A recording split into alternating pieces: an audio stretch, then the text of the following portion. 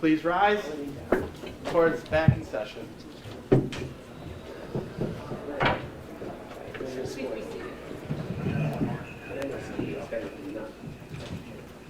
it show up, the other case? Yeah, okay. Back on the record, People versus Leticia Astacio. Please come back up, Mrs. Astacio. This is a violation of probation matter. The matter scheduled today for possible disposition due to the fact that we don't have the probation officer here in front of us. And I know I've said this to you several times since we've met. You have the right to an attorney through all stages of these proceedings. You continue to represent yourself at the previous hearings and the dates we've had here. Is that your wish today? Yes, Your Honor.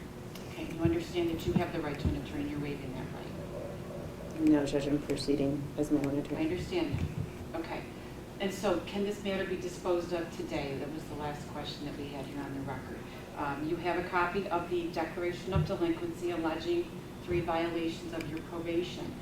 Is it your position that you wish to admit today and go forward with sentencing? Yes, Your Honor. Okay. Mr. Kwam, is that your understanding as well? Yes, if she is willing to admit, then yes, that's up to her, but that's fine.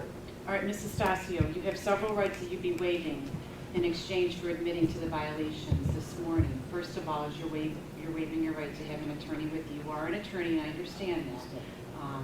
You also have the right to a hearing where the people have to prove that you violated the terms and conditions of your probation by a preponderance of the evidence. Do you waive your right to a hearing? I do. Do you also waive your right to cross-examine the witnesses that the prosecutor would call to testify against you at the hearing? I do. Do you also waive your right to call your own witnesses in your defense at the hearing? Yes. And you waive your right to testify at the hearing, although no one could force you to testify. Yes. Are you making this admission knowingly, voluntarily, and intelligently? Yes. Has anyone forced you or threatened you or promised you anything in exchange for your admission? No. Do you feel under any duress or coercion at the present time? No. Are you under the influence of any drugs or alcohol right now which would cause your judgment? No. Do you recall being placed on probation by Judge Aronson? Yes. Did you receive a copy of the terms and conditions of the probation sentence? At some point. Okay, at some point. Yes. Okay, but you did. Is that correct? Yes. I'm sorry? Yes. Okay. In fact, you did sign off on the conditions of probation. Yes. Okay. Did you understand the terms and conditions of probation? Yes. Do you admit that you failed to report as directed to probation on August 13th, 2019 and August 20th, 2019? Yes. And you admit that you didn't appear to probation for a few months thereafter? Judge, with all due respect, I think that the one admission is sufficient for the declaration of delinquency. If you don't want to answer that, you don't have to. I don't want to. Do you admit that you failed to cooperate with the ignition interlock program as required by Section 1193 Subdivision C? No. No, I don't admit that. I deny that. You deny that? I do, but I've already pled guilty, Judge. Did you admit that you failed to abstain from using or possessing alcoholic beverages? No, I don't. Okay. Mr. Kwan, are you satisfied with just her admitting to paragraph 1? Or Your Honor, I believe in order for the court to find a violation of the probation has occurred, she only needs to admit to the one violation. And if the court is satisfied, the court is in a position to sentence her accordingly. But in terms of whether or not she has adequately pled, the people are in a position of, yes, she has. all right. The people are satisfied. I'll be satisfied as well with your admission that you didn't show up to probation beginning at August 13th and August 20th, 2019. And therefore, I will find that you violated the terms and conditions of your probation, that you did so knowingly. Now, with regards to sentencing, do you wish to be heard? Briefly, Your Honor, obviously, as a violation of probation, it is up to the court to sentence Ms. Astacio as she sees fit. However, it is the position of the people that, based on not only her violation of failing to report, but her violation of the conditional discharge that put her on probation in the first place, her inability to adhere to probation going forward from that, that it is the people's position that the only alternative left to the court is to sentence Ms. Astacio to a term of incarceration, and that would be the position of the people. Ms. Astacio? Judge, honestly, I'm blindsided. I've spoken to Mr. Fung about this several times, and his position has always been that the people take no position. In fact, in pretrial conferences, he's asserted that a time served disposition would be appropriate in light of the fact that I've served approximately 4 months in jail on a misdemeanor DWI. So I'm surprised that he would make this statement on the record, on the news, for the first time ever. I think it's disingenuous at best. But Judge, I think that it's easy to lose sight of the facts in this case. This case, like a case that I've cited before, People v. Purpura, which is a county court case, which was appealed from the Monroe County District Attorney's Office when an individual who got probation was sentenced to 9 months in jail.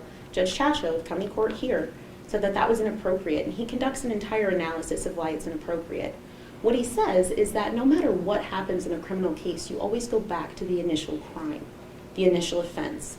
In that case, as in this case, it was a misdemeanor DWI. You look at the defendant as you find them at the time of the arrest. In my case, I was a city court judge. I had never been arrested in my life. I had never been charged with any offenses. You sentence the person based on what actually occurred. In my case, I passed my field sobriety test, but after conviction, I again had no evidence of an accident, there were no injuries, there was no aggravating factors. It was a standard misdemeanor DWI, for which most individuals would receive fines and a surcharge. Irrespective of what happens from the point of sentencing, and this isn't my words, Judge, this is Judge Chacho, who's a county court judge here, you always go back to that initial offense. This is still a misdemeanor DWI. This is a misdemeanor DWI that was alleged to have occurred in 2016, and we're going into 2020. I have served almost an entire year of a conditional discharge. I have served approximately 4 months in jail. I have served 2 years on probation. I'm not saying any of this to say, woe is me.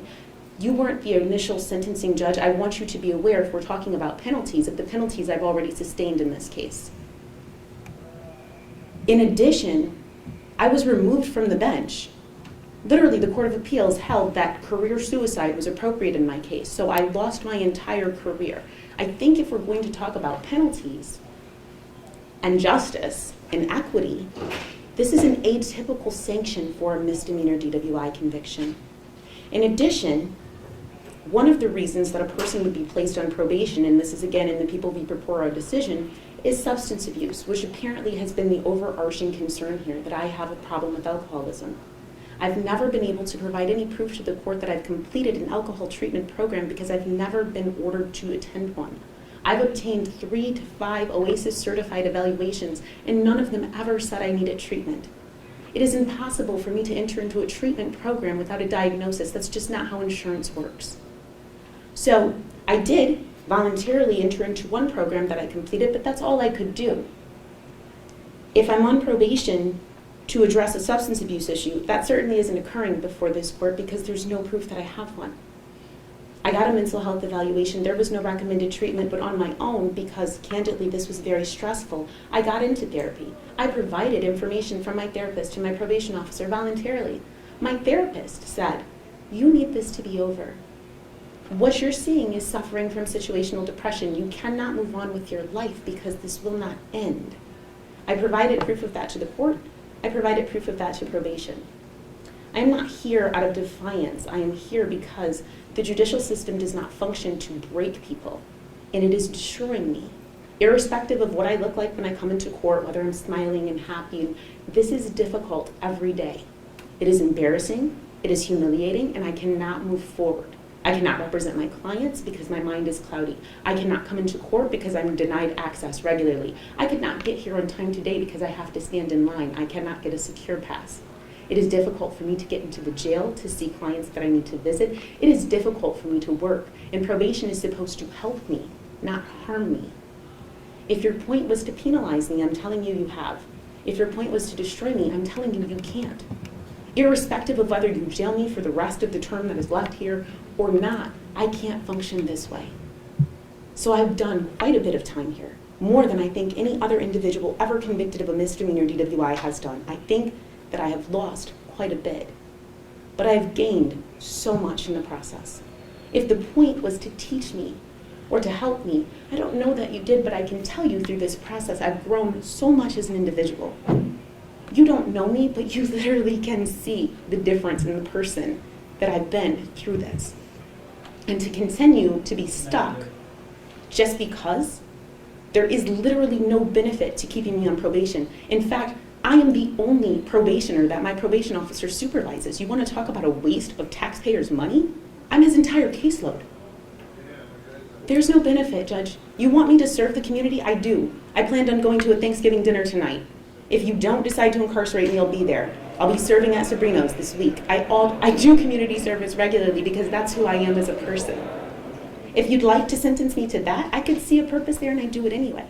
I think the appropriate disposition is time served, and People v. Purpura tends to support me. I think that that's a binding decision. I think the court's bound by it. But aside from that, Judge, aside from legalities, and I think that the right thing to do here is to end this. And honestly, candidly, I would like you to do that with a time served disposition. But no matter what you decide to do, I'm thankful that this will be over today. This has stopped my life. Judge, also, there was a motion that was filed. I know that the court ruled on it. Specifically, there was an ignition interlock device portion of that motion where I addressed the fact that I've been serving that sentence for in excess of 3 years, which I believe is illegal. Irrespective of the court's decision today, I would ask that you sign the order terminating the ignition interlock today as a part of your sentence. And I would just throw myself on the mercy of the court. Judge, thank you for letting me speak. I don't feel the need to respond in depth to her feelings. I do believe she misrepresented what I said about the court's options in our pretrial conference, but that's neither here nor there. I think what matters is that people who are on probation do not get to decide when their terms of probation end. And I'll leave it at that. Thank you. So this case started with you being charged with driving while intoxicated and convicted after a trial for driving while intoxicated, which I consider a very serious offense. The facts surrounding your arrest that morning, very troublesome to me. But your actions after your conviction are even more troubling to me. You received the minimum sentence of a conditional discharge upon your conviction for driving while intoxicated. You had a year period, stay out of trouble, pay your fine and surcharge, put a ignition interlock device on your car, and follow the restrictions of the device. And almost a month after your conviction, you already had a violation of your conditional discharge filed. Within 2 months, you had 2 more filed against you. You settled it. You admitted to a violation. The judge extended your conditional discharge provisions to include an additional time period on your ignition interlock device. That was it. 6 months later, you're back on another violation of conditional discharge. The judge places you on probation. Shock portion, yes, you did serve some time. Instead of revoking your probation, he gave you another chance. Placed you on probation. You're back again on a violation of your probation. You've been given several chances before today, before appearing in front of me. What I have found is, and what shocks me, is that you've absolutely never taken any responsibility for your actions. You've never shown any remorse throughout this entire process. Shocking to me. What's also appalling to me is that you unilaterally decided to take yourself off probation without a court order. You just decided you didn't want to go anymore, so you stopped going. I'm not happy about it. I'm not going to tolerate it. Your actions show that you do whatever you want to do whenever you want to do it. And it stops today, and it stops now. I'm revoking your probation, and I'm resentencing you to 180 days in jail, starting now. Thank you, Judge. I will grant your relief with regards to the ignition interlock device. You no longer have to have it installed on your car. I will also sign an order to allow a family member to get it taken off of your car in a timely fashion. Would that be today? Stafford, you're going to have some time to think about what your actions were throughout this proceeding. It's quite possible you single-handedly changed the view of our community to the judicial justice system, our judicial system of justice. And it's appalling what you've done, and I hope you've learned your lesson. Case closed.